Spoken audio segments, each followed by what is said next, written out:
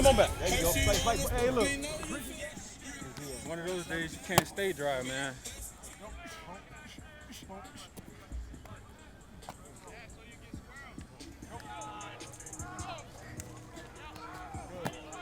Hey,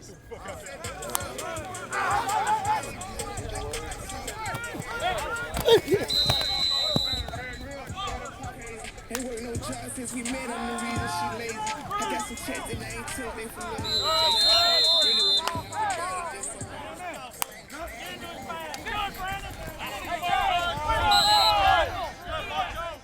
From the experience of this football team, people understand what we're doing. They know the expectation. I thought, from an execution standpoint, it's pretty clean.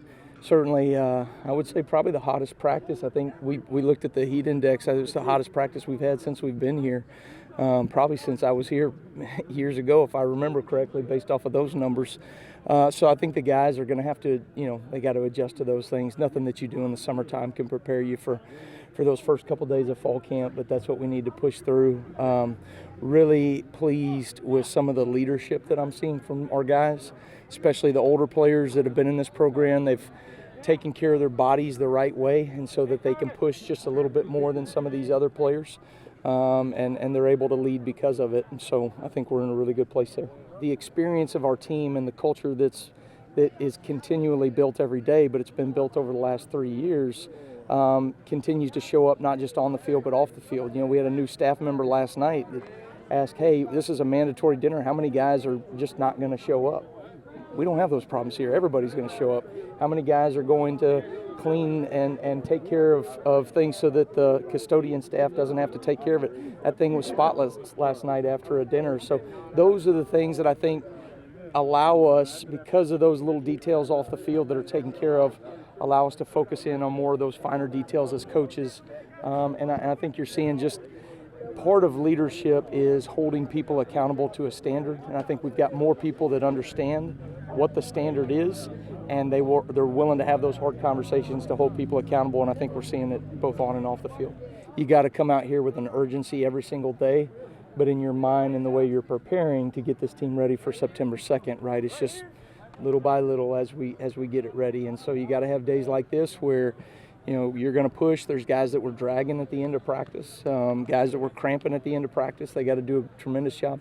We think about this now, like these next 4 days, right? You got 2 practices without helmets, and then 2 with helmets, and then 2 with shoulder pads. I mean, this is the most intense time out of the entire calendar year, and so our guys got to be ready for those things, and they got to just push through it. But I thought they handled it pretty well. Yeah, definitely day one. It's a definitely different day one than probably most teams in this country have, just because of how many guys we got coming back. So very fortunate in that. But yeah, it should be a whole smooth kind of operation, and you're gonna have your hiccups here and there, but those guys will get in that film room, get out here on that field, and they'll clean it up. Feels great, it's like got them butterflies coming out of practice, so that's always good. And there's a lot of competition out here, so coming out here competing with my boys, it's always great. I think embracing it starts with the coaches embracing me first of all, having talks with them over the summer and things like that, building up trust more and things of that nature. And then second of all, them bringing in the new guys, not too many people behind me that have experience, so I got to coach those new guys up, and I think that's where experience and leadership really comes into play, getting everybody ready for the next year and the years to come after that, so we can finally build something sustainable here and actually build a program that is sustained on winning culture. If you look at me with my glasses on and the chubby cheeks and the smile and things of that nature, you'll probably think I don't compete. But when we get out on the field and that spot's mine, and I'm gonna make sure that everybody knows that it's mine. That's just how I've always been. That's how I've always operated. Just put my head down and go to work. And I think that's why I've been able to mesh with the coaches' culture very well. They love guys who put their head down and just go to work. And I think that I really embodied that. I know that I'm a bit undersized for a left tackle position in any type of conference, to be honest. But yeah, I know 2 things with me that really helps are my quick feet and long arms for sure. About a 7-foot wingspan helps me a lot to keep those defenders at bay. So that definitely is a key contributor at them trusting me at left tackle. I'm impressed with Josh McCulloch and what he's been able to do. I just think he continues to get better. Fundamentally, I think athletically he is probably better than what people give him credit for. He's got a really great skill set that he continues to develop. His physicality is getting better and better. Him being able to teach some of these guards that are working with him that may not have the experience that he has, he's taken a little bit more ownership in that role as well. Very pleased with just what we've seen from him, and excited about what he can accomplish his senior year. It's been, honestly, like, I can only describe it as one word. It's just been a blessing to see how much the O-line and just how much the team and the school and the city has come in these 5 years that I've been here.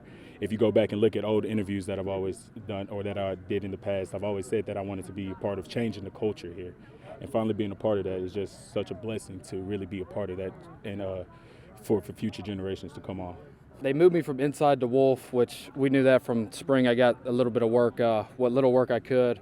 But now that I'm full contact, full go, it's been good. Getting back in with the team, studying all that. It's a new position, but I've been in the defense for a while, so it's not entirely new. But no, I'm enjoying it. It's keeps football fresh, getting to do something new instead of the same thing over and over. I enjoy it. I always like to rush the passer. So being on the edge gives you a little more opportunity to do that. Not as much being in the inside, dropping as much. I mean, we still drop, but the opportunities will show more in the pass rush, which I enjoy. And being on the edge, you get to use athleticism a little more, whereas in the inside, you tend to get trapped sometimes and pinned. So I've enjoyed that aspect of it for sure. Quentin's doing a tremendous job. He's really taken to this new position, right, as a Wolf. It's such a critical piece for us. I didn't think that we produced enough out of that position a year ago. I think Q's got a really good feel and knack for pass rush.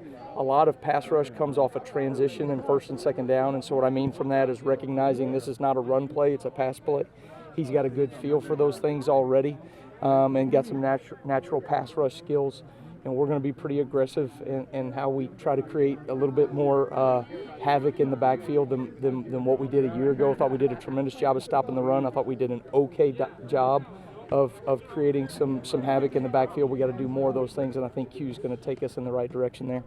Also, shout out, he got married this summer to an awesome girl in Braden, and so very proud of them and what they're already starting with their lives. So a lot on his plate, but a really mature young man.